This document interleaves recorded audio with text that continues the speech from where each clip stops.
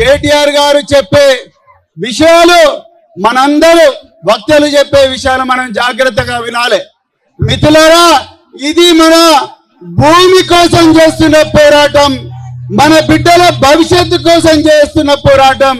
తెలంగాణ ఉద్యమంలో బహుజన బిడ్డలు, మరి ముఖ్యంగా గిరిజన బిడ్డలు, తాను నాయక్ సాయుధ రైతాంగ పోరాటంలో తన ప్రాణాలు అర్పించారు. శ్రీనివాస నాయక్, బోజ్జా నాయక్, రమావత్ రమేష్ నాయక్, ఎందరో మంది బిడ్డలు తమ విలువైన ప్రాణాలు అర్పిస్తే ఈ రోజు రేవంత్ రెడ్డి ప్రభుత్వం మన భూములు గుంజుకుంటా ఉన్నది. ఒక్కసారి ఆలోచించండి. కేసీఆర్ ఆయో, గురుకులాలు లాయో.